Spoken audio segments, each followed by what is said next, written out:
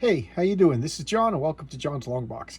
I forget who, but one of the subscribers asked me to check out X Factor #1, so of course I do it. I do appreciate when you guys request videos because it just makes it so much easier for me to get a comic out. That's the hardest part about this, is agonizing over these boxes of comics and which one am I going to do. All right, so X Factor #1.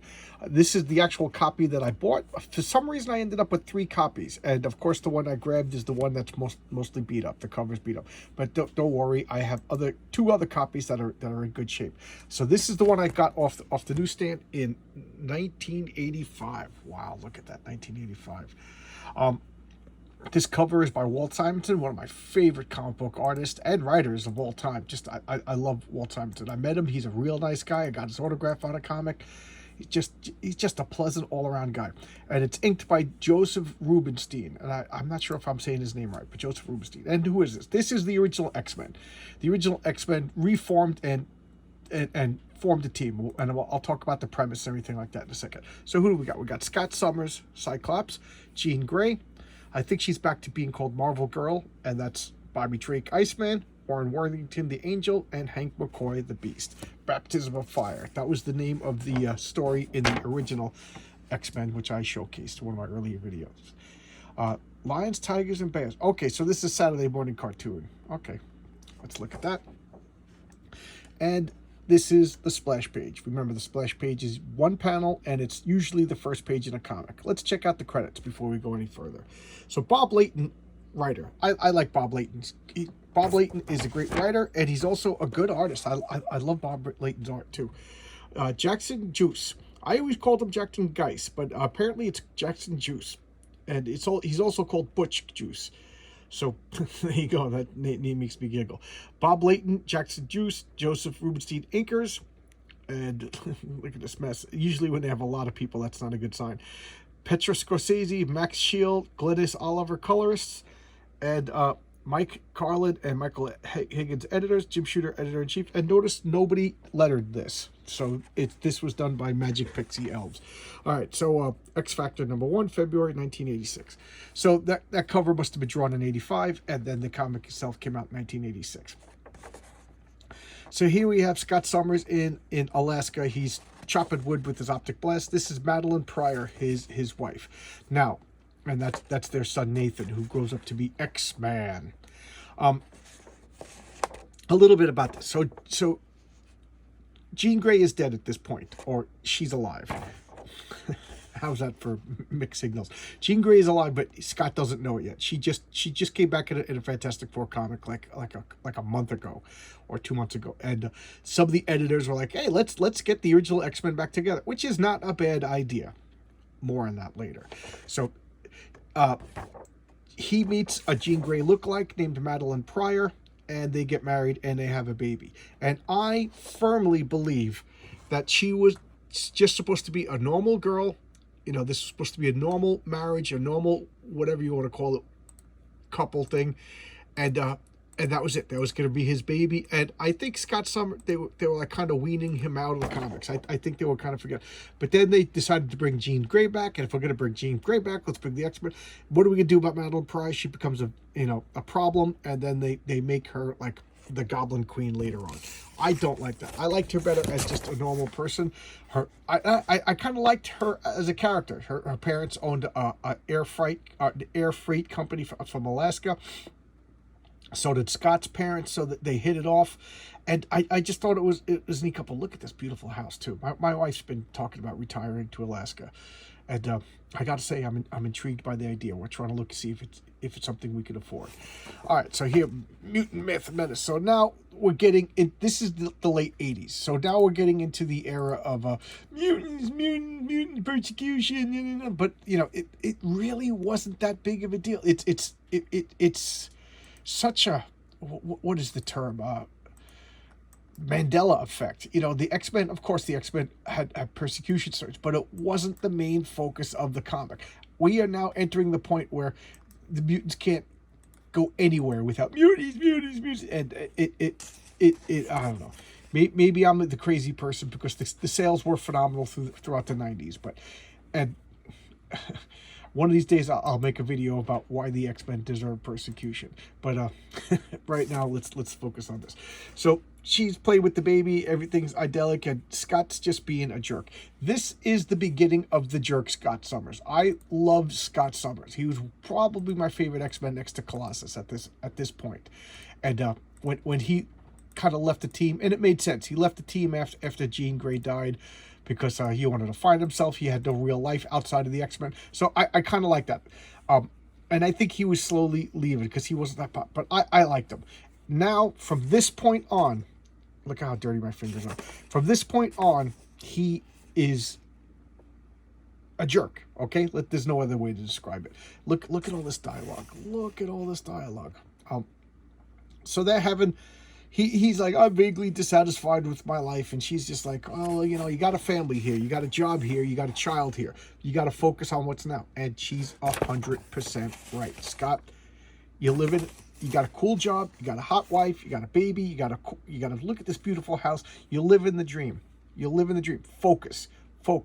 Instead, he's just like, yeah, the mutants, the X-Men. She's like, you left the X-Men. You could live your life now. You know, and that, I don't know. Consider that's a real sore point with me. You know, dads, love your life, love your wife, love your kids. It's just, I don't know, it just bothers me. So she wakes up in the middle of the night and he's out here in his pajamas. Look at that beautiful view of the mountains. And he's like, it's Jean, you're thinking about her. You're thinking about Jean. Yes. Okay. That's your wife. That's your wife right there. You know, you're thinking about a dead girl and you're ruining your marriage. Okay. You can tell where my sympathies lie. And look at this. Now we go to the opposite of the spectrum. This is, I think, New Mexico. Yeah, New Mexico. It says right there. And this is right after the Defenders 152. Defenders 152 is the last issue of the Defenders. And for those of you who may or may not know, at that point, the Defenders consisted of Gargoyle, Angel, Hank McCoy, and the Iceman. So it was the Beasts, and I think there was Valkyrie. So it was like almost the X-Men and the Defenders mushed together. And they're disbanding.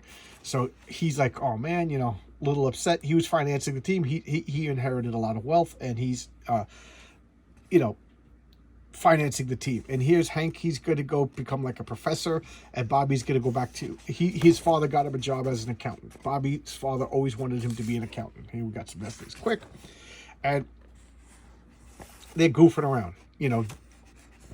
Bobby was always a prankster. Hank was always goofy, happy-go-lucky, and they made a nice team in the early X-Men. You know, just goofing around and everything. He was like the Human Torch, joke a minute prankster guy, and Hank McCoy was the Ben Grimm. But but the twist was he was also Reed Richards. So he was like, you know, goofing back, but he was also super smart. I really liked him.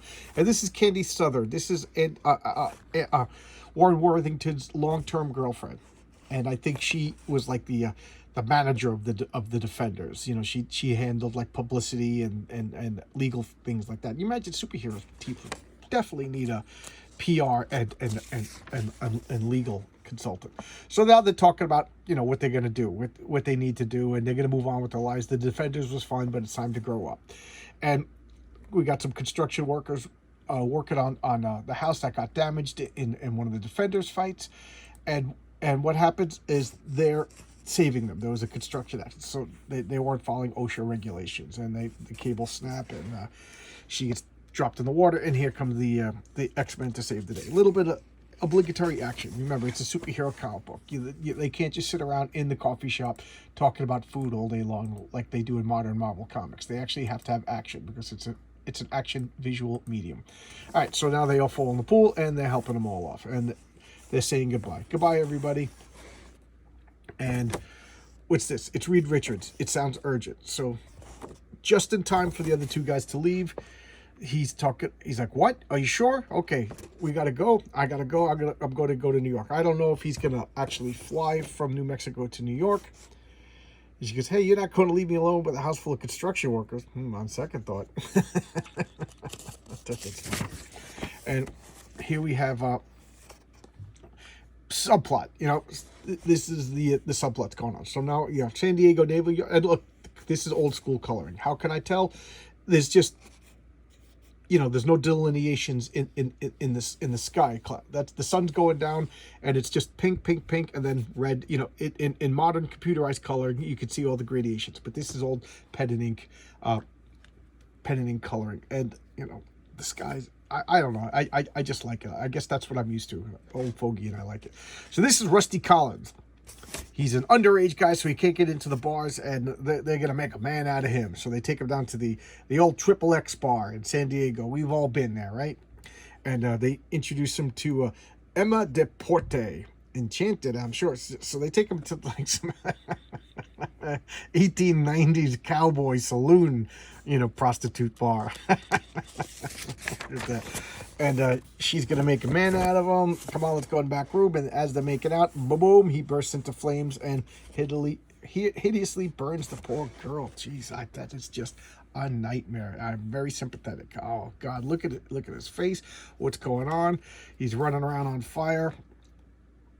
And so he takes a plane and he lands. He's like, no time to take my clothes off. He's a freak. He's, like I said, X-Men, they don't follow the rules, and then they get mad that they get in trouble. You can't just strip down in an airport. Go outside, whatever. And now he's flying away, and he meets Reed Richards.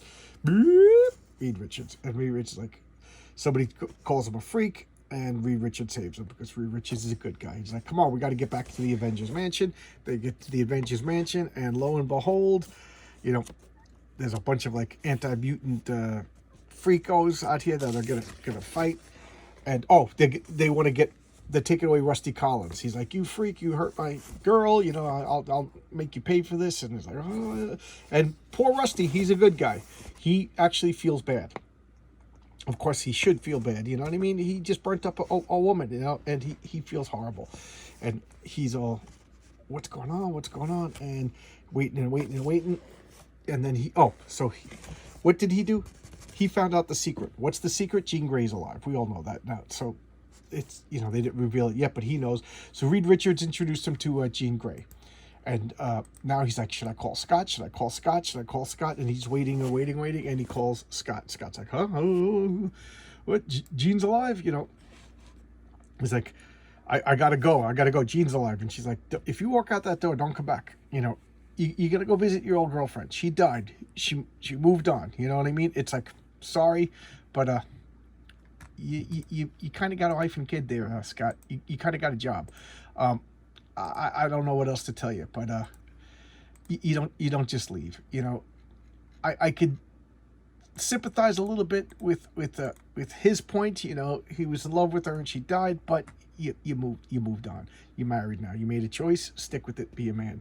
So she leaves, and Madeline's crying. And keep in mind, she is not supposed to be a villain at this point.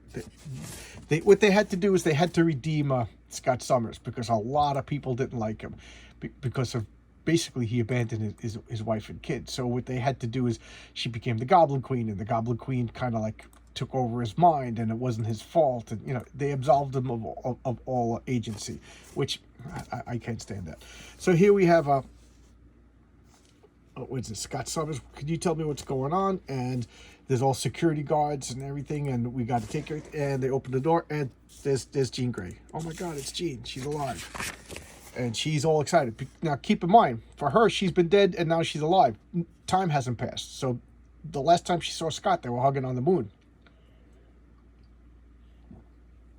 Actually, I take that back. The last time she saw Scott was X-Men 100, because they stupidly changed Jean Grey into the Phoenix Forces. I'll just never forgive Marvel for that. And I guess this is a good time to say it again. If your name is the Phoenix, you get the ability to come back from the dead, because you're named after the legendary or mythological creature that resurrects itself. If you've seen Harry Potter, you all know that a phoenix bursts into flames, dies, and then is reborn from its ashes. So if your superhero name is Spider-Man, you get spider powers. If your superhero name is a Phoenix, you get Phoenix powers. And what is Phoenix powers? The fire and resurrection. And her telekinesis kind of looked like fire, and then she gets resurrection. So they didn't need to make this kooky Phoenix Force. And then the Phoenix Force just kind of like took away everything that made Jean Grey unique, you know, because now the Phoenix Force could jump into other people. Now there's 5 Phoenixes, now there's 17 Phoenixes, now there's 87 Phoenixes, and all that does is dilute a character. You know, I always say I'll accept Spider-Man and then I'll accept Spider-Woman, but after that, it's ridiculous. You're just diluting the brand. You know, you got Spider-Man, you got Spider-Woman, and that's it. You don't need Miles Morales Spider-Man, you don't need Spider-Gwen, you don't need, you know, Web Slinger, and you don't need, all you're doing is diluting Spider-Man. And Jim Shooter was very aware of that people could have brand fatigue. That's why Wolverine wasn't running around in every comic book, even though he was pretty popular at this point. That's why Spider-Man wasn't in the Avengers, you know, because of brand fatigue. So anyway, back to this. So this Jean Grey has been in a coma in Jamaica Bay since, God, I don't know, since X-Men 100 or 101. I forget which number. And that's so stupid. But I rant about that all the time. And he's just like, listen, I'm married. I got a kid. And, you know, now that she's explained how she's back alive, which is so stupid, you know, they're on the moon, whatever, and then they're filling her in on a whole lot of her details. You know, somebody else was impersonating, the Phoenix Force was impersonating you, which is, I still, even saying it out loud, it just stinks. It's just stupid. The Phoenix, whatever, I already explained myself. So she's just listened to the story, and now she's talking about, well, what about Xavier's dream? We got to help mutants. I'm going faster because this is a longer comic. And he's like, well, you know, Xavier left, you know, the X-Men are gone, and blah, blah, blah, blah, blah. You know, there's new X-Men, and we're all doing other things. She's like, what are you talking about? We got to help mutants. They're killing us, and blah, blah, blah. And now she's blasting the wall because mutants are babies. They can't control themselves because they throw temper tantrums when they don't get what they want. And now she destroys a house because she's not getting what she wants.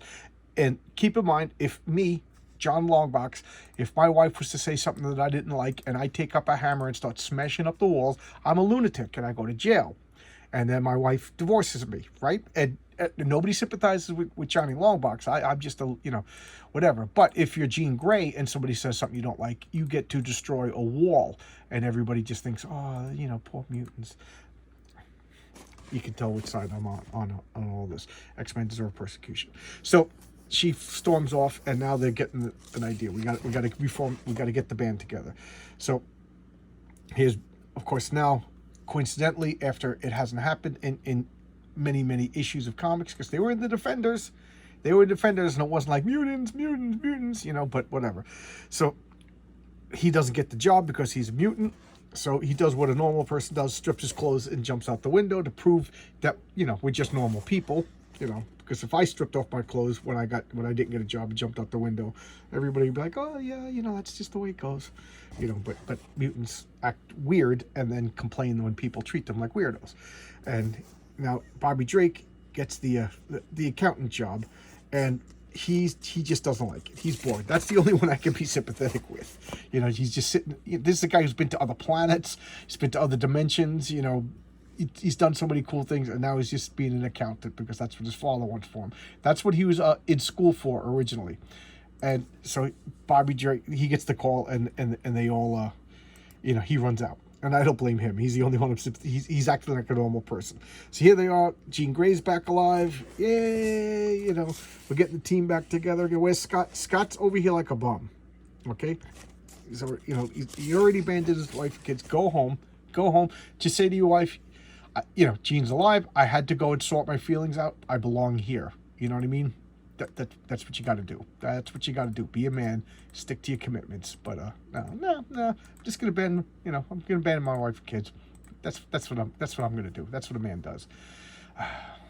It just bothered me so much, in case you couldn't tell. So now they get them together, and they're forming up the worst idea in the history of comic books. Okay, I know people fondly think of this comic, and I do like this comic. The first 10 issues or so, I hate.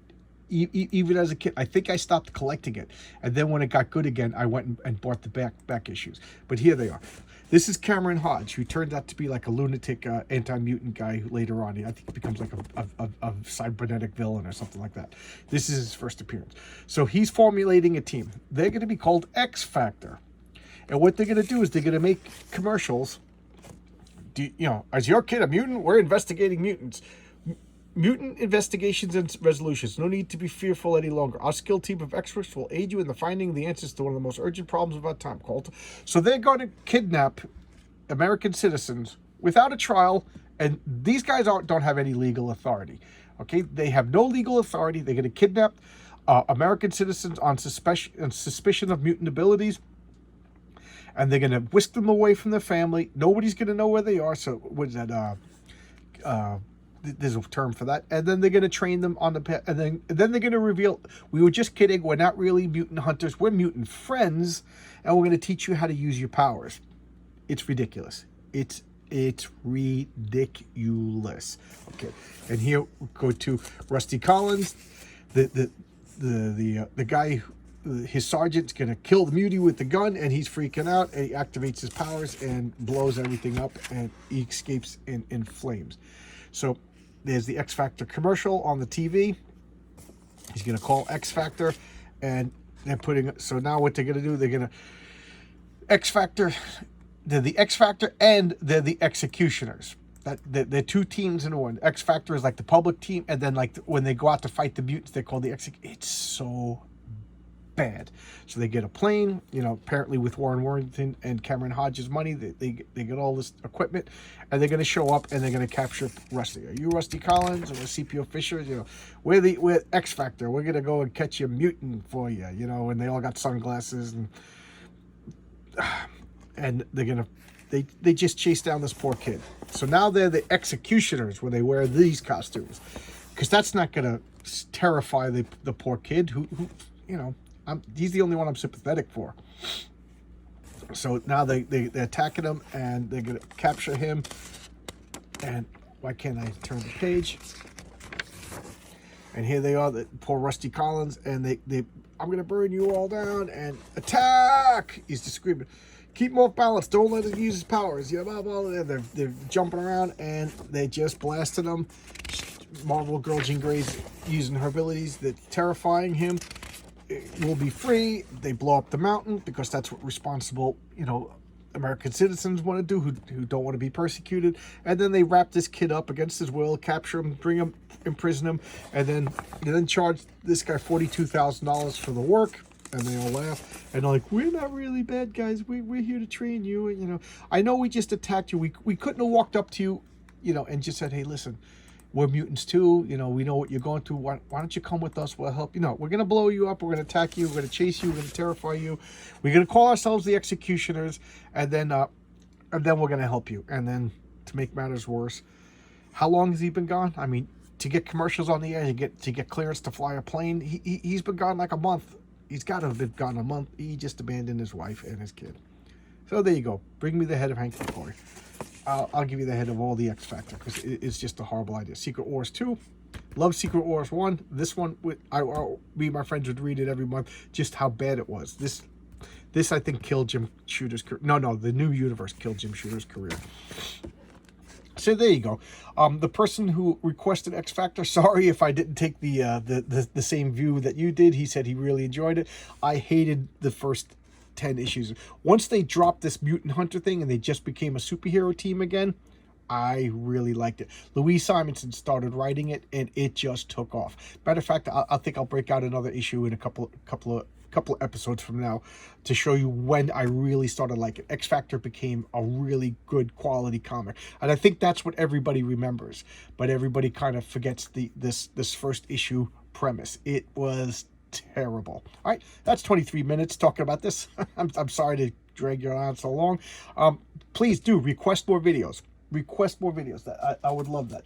And I would also like to point out that Tonic Mole is the greatest guy in the world, because he didn't even know I showcased his comic.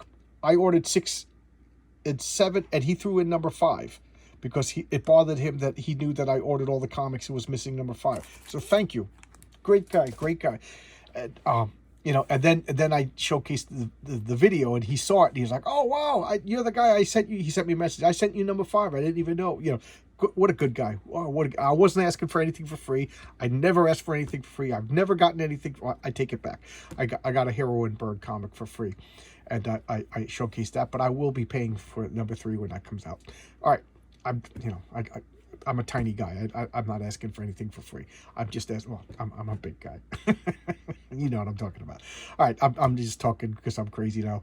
I worked long hours out in the hot sun today. I am exhausted. All right, and you can see how filthy my hands are. My hands are going to be disgustingly filthy for the next couple of weeks. I'm working some serious hours. All right, I'll see you tomorrow with another video, guys. Please request some videos. That's a lot of fun when you do that. I wouldn't have thought of this. All right, thanks a lot. Bye-bye.